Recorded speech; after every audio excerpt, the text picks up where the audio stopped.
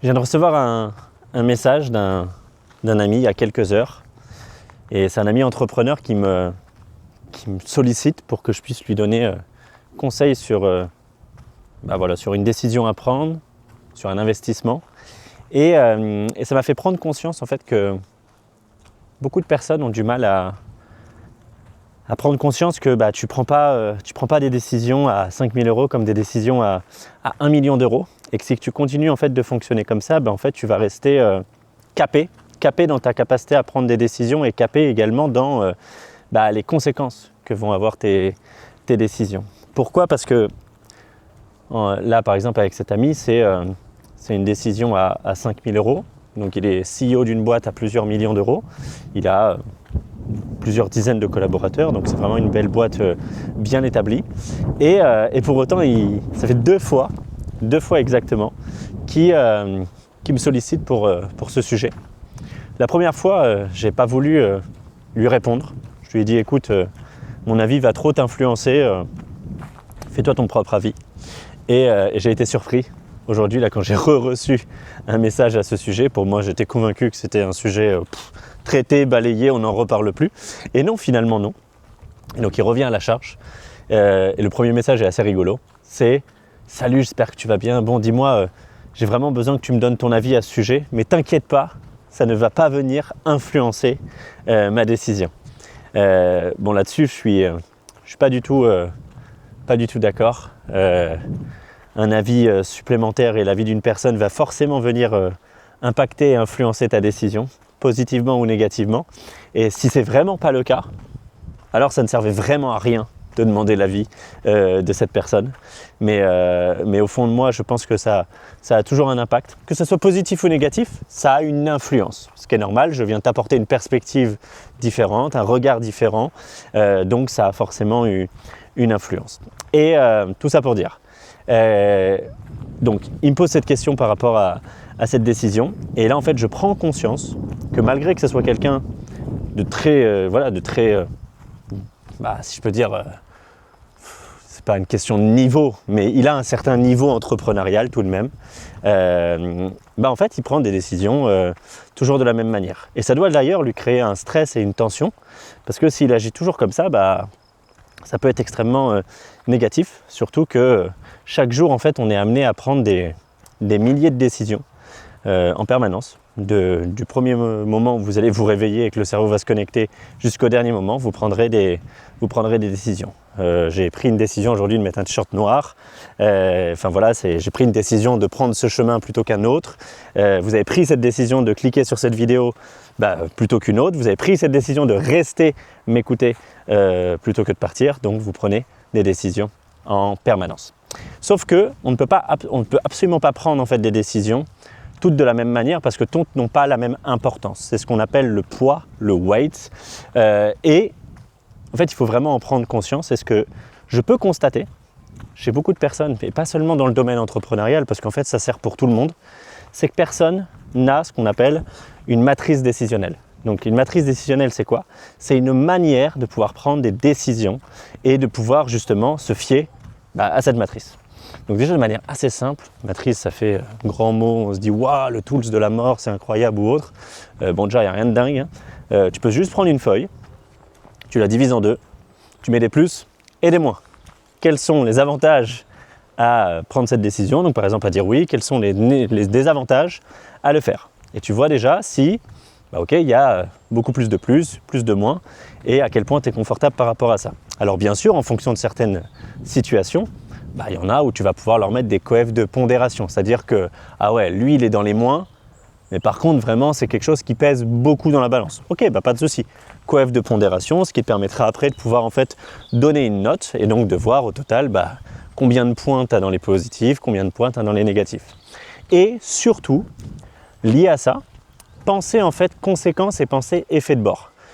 Pourquoi ? Parce qu'en fait, toutes les conséquences, toutes les décisions que l'on prend ont des conséquences et ont des conséquences plus ou moins fortes sur nous et également sur notre environnement, donc sur les personnes extérieures.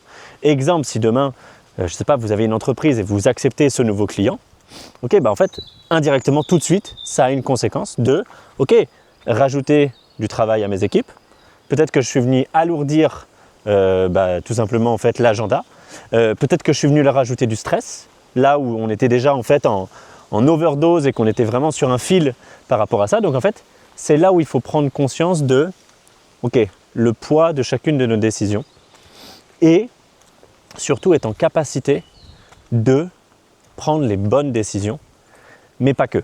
Pourquoi je dis ça? En fait, la dernière fois, j'écoutais une interview de Xavier Niel que je trouvais vachement intéressante, où en fait, il expliquait que sur Terre, s'il y avait bien un mec qui se plantait énormément, c'était bien lui. Et pour autant, franchement, quand on regarde Xavier Niel, pour celles et ceux qui ne le savent pas, hein, il est donc multimilliardaire, il a fondé Free et d'autres entreprises, un succès incroyable. Donc honnêtement, quand on voit comme ça, on se dit ouais, le mec, il réussit tout, quoi. Chaque décision qu'il prend, c'est pouf, pile poil dans le mille, 100%. Et en fait, pas du tout. Il se trompe sur beaucoup de décisions, mais justement, comme il prend beaucoup de décisions et que par contre, il sait quelles décisions il a le droit en fait de se planter, de tenter, de prendre un risque ou pas, en fait, ça lui permet de, grâce aux bonnes décisions, de complètement annihiler en fait les mauvaises. C'est-à-dire que tu n'entends jamais parler des mauvaises parce que les bonnes décisions font tellement de bruit, sont tellement grosses, sont tellement des grosses victoires qu'en fait tu n'as jamais entendu parler des mauvaises décisions ou très très peu. Et ça c'est aussi quelque chose qu'il faut prendre en compte dans la matrice décisionnelle, c'est le côté risque. Quel est le risque à prendre des décisions? Quel est le risque à le faire, à ne pas le faire? Parce qu'en fait il y a toujours un risque. Il y a un risque à le faire, il y a un risque à ne pas le faire. Et donc il faut aussi avoir conscience de ça. Et ça, je trouve, c'est quelque chose en fait de primordial qu'il faut vraiment avoir, en conscience en fait, tout simplement quand on est face à des opportunités. Parce que là, en fait, dans le cas de mon ami, c'est potentiellement une opportunité. On parle d'un investissement, mais en fait, ça peut être lié à 1 milliard de trucs. Ça n'a pas d'importance.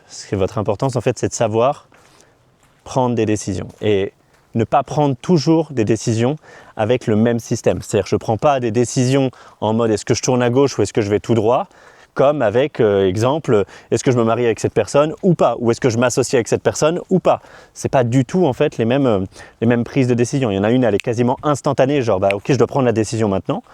Si je me trompe, c'est pas très grave. Pourquoi? Parce que c'est ce qu'on appelle des décisions réversibles, c'est-à-dire ok, je peux revenir en arrière et changer de chemin. Il y a d'autres décisions où c'est un peu plus compliqué de revenir en arrière. C'est pas impossible, mais ça a potentiellement plus de conséquences et d'effets de bord que d'autres. Donc ça, c'était vraiment le point où, en fait, quand je parlais avec cet ami, il m'a remercié parce que je lui ai donné mon avis, qui a été très rapide. Et en fait, c'est moi qui l'ai remercié. Je lui ai dit, écoute, merci en tout cas parce que tu viens de m'inspirer un contenu, une réflexion que je vous partage. Et peut-être même qu'il va regarder cette vidéo. Et j'espère en tout cas que ça t'aura aidé et que tu ne seras plus pollué maintenant par cette décision. Et le deuxième sujet en fait qui m'est venu via ce message en fait, c'est tout simplement en fait savoir lire les gens. Et savoir lire les gens, pour certains c'est un don, c'est inné, c'est comme ça, c'est ce qu'on appelle l'intuition. À peine on serre la main à quelqu'un, on regarde dans ses yeux, en 5-10 secondes on l'a complètement cerné et on a un avis franc et massif sur cette personne. C'est notre intuition qui est comme ça, qui peut être plus ou moins développée en fonction des personnes, peu importe. Mais on n'a pas besoin d'avoir non plus un niveau d'intuition extraordinaire pour pouvoir bien lire et cerner les personnes. Et c'est un peu le cas là, face à cette décision que mon ami il doit prendre. C'est en fait, la décision n'est pas si importante, 5 000 € ou quoi, ça n'a aucune incidence sur lui, ça ne changera strictement rien. En fait, la décision qui est importante, c'est est-ce que tu arrives à bien lire l'autre en face de toi? Et c'est là où en fait, pour moi, il a détecté ce qu'il fallait détecter, mais pas suffisamment fort et pas suffisamment rapidement. Et en fait, c'est quoi? En fait, moi, quand je rencontre quelqu'un, ou peu importe, ou quand quelqu'un vient me demander un conseil, ou m'envoie un message, ou peu importe de quelle manière, en fait, la question que je vais me poser, c'est quelle est l'intention de cette personne avec moi? Juste cette phrase, donc vous pouvez vous la noter. C'est quelle est l'intention de cette personne vis-à-vis de moi?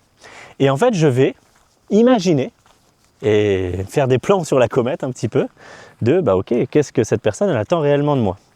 Donc je note différentes choses et vous allez voir que vous ne serez jamais vraiment trop éloigné de la réalité, parce qu'il va falloir vous creuser un petit peu les ménages, mais vous dire ah bah attends, cette personne-là, finalement, elle me voit tout le temps avec lui, peut-être qu'elle a envie de se connecter avec cette personne, ou alors peut-être qu'elle a envie d'avoir accès à mon réseau, ou alors peut-être qu'elle a envie d'avoir accès à mes connaissances, peu importe. Vous posez cette question et vous y répondez. Et bah, à partir de là, vous voyez en fait si l'intention elle est positive ou négative à votre égard. Pourquoi positive ou négative? Ça peut être neutre, donc ça voudrait dire vraiment ça fait ni chaud ni froid, mais j'estime que si c'est neutre, bah c'est pas positif, donc autant ne pas donner d'importance à ça, mais c'est vraiment se dire ok, est-ce que son intention elle est positive et négative envers moi, et est-ce que bah, est-ce que cette situation va m'apporter des choses agréables ou non. Et en fait, à partir de là, c'est comme ça que vous allez pouvoir cerner beaucoup plus rapidement les gens.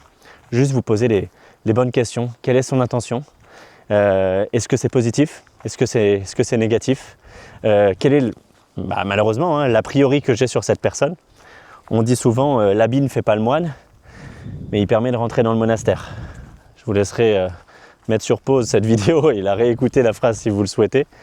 Mais ça fait vraiment du sens. Il faut vraiment se dire en fait que en l'espace de 15 à 30 secondes quand on va voir quelqu'un ou qu'on va discuter avec quelqu'un ou qu'on va voir sa manière de se comporter, on aura un avis sur elle. Qu'il soit positif ou négatif, c'est comme ça, peu importe, on va lui mettre une étiquette.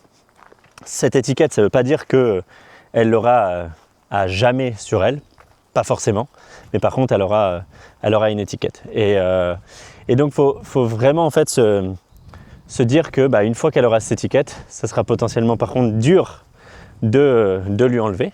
D'ailleurs c'est pour ça qu'il y a cette phrase qui est on n'a qu'une seule opportunité de faire bonne impression, donc il faut toujours soigner la première impression, les 30 premières secondes tout simplement, parce que derrière ça va coller une étiquette dans la tête de votre interlocuteur sur vous et il aura beaucoup de mal à s'en défaire. Et ça d'ailleurs, donc c'est quelque chose basé sur l'intuition. Moi je me base beaucoup sur l'intuition.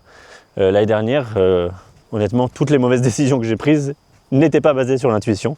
J'avais voulu partir sur quelque chose d'extrêmement rationnel, d'extrêmement cartésien, de pas suivre mon feeling, le guts feeling comme on dit. Ça m'a amené vraiment que à des choix pourris. Alors, l'avantage c'est que chaque mauvaise décision m'a amené des choses positives parce que ça m'a amené un cadeau, ça m'a amené un learning, un apprentissage, et donc ça m'a permis de pouvoir en arriver à des conclusions qui sont que, premièrement, par exemple, je dois me fier plus à mon intuition, deuxièmement, avoir plus d'apprentissage, grandir. Donc, il y a toujours du positif dans chacune des décisions. Pour autant, avec un petit peu de recul, j'aurais préféré les éviter, même si on apprend plus dans les échecs ou dans les mauvaises décisions que dans les victoires et dans les bonnes. Ça fait toujours du bien en fait de collecter plus de bonnes décisions que de mauvaises. Et donc tout ça pour dire, moi je me suis fait biaiser en fait par ce côté trop cartésien et rationnel. Donc je vous invite à pouvoir suivre votre intuition le plus souvent possible. Ça ne veut pas dire que par moment vous ne vous tromperez pas sur votre intuition. Non, rien n'est infaillible. Mais en tout cas, j'ai remarqué que je regrette beaucoup moins mes choix si je les ai suivis par intuition que par quelque chose de très rationnel, cartésien et presque en fait binaire. Quand c'est ça, je peux regretter et je m'en veux. Quand j'ai suivi mon intuition, objectivement, je crois que je m'en veux jamais. Et c'est là où j'apprends également le plus. Donc voilà un petit peu sur cette vidéo ce que je voulais vous partager. Capacité à pouvoir prendre des décisions, et on ne prend pas des décisions de la même manière tout le temps. Et le deuxième point, c'est savoir lire les gens. Ça, c'est vraiment pour moi, c'est un super pouvoir. C'est quand tu maîtrises en fait ce skills, tu évites tellement de déconvenues, c'est vraiment incroyable, et ça se muscle en fait. Ça se muscle, vous pouvez booster votre niveau d'intuition, vous pouvez également vous fier à d'autres techniques, même si ce n'est pas que l'intuition. basé sur, je trouve, sur de la PNL, le body language. Le body language, hein, c'est vraiment, on lit des gens comme dans un livre juste en les regardant se comporter. Je pense à quelqu'un qui m'avait partagé un jour qu'il avait tout de suite su en fait le profil de la personne dans la manière dont la personne mangeait. J'avais trouvé ça complètement dingue, j'avais pas prêté attention à ça. Il m'avait dit, bah, tu regarderas, il est toujours nickel, tout est toujours top, et tu te poses à table avec lui dans sa manière dont il mange. J'ai cerné en fait que cette personne-là, donc là en d'autres cas, peu importe, pas besoin de la citer, mais qui avait un problème chez elle, qui avait un red flag et que c'était sa manière de manger qui lui avait montré le red flag. Donc ça voilà, c'est sur la petite partie body language, mais ça vous permettra en tout cas de pouvoir beaucoup mieux cerner les gens, de beaucoup mieux les lire et de faire en sorte que vous puissiez prendre le plus de bonnes décisions, même si soyez à l'aise également avec l'échec, avec les mauvaises décisions. Peut-être que pour cet ami par exemple auquel suite à sa relance je lui ai donné ma réponse, peut-être que le fait de perdre 5 000 € aurait été un super apprentissage pour lui, un super cadeau. Et à l'inverse pour d'autres, peut-être que ça peut être dramatique, ça peut être insignifiant, peu importe. Essayez toujours de chercher dans tous les cas le cadeau dans chacune des situations. Quel est le cadeau en fait qui se cache à l'intérieur de cette situation? C'est souvent une phrase que je me pose quand je reçois un message, quand je suis face à un problème, quand je suis face à une situation. Je me dis toujours ok, quel est le cadeau, comment je vais en sortir grandi et qu'est-ce que ça va m'apprendre. Sur ce, on se dit à très vite dans la prochaine vidéo.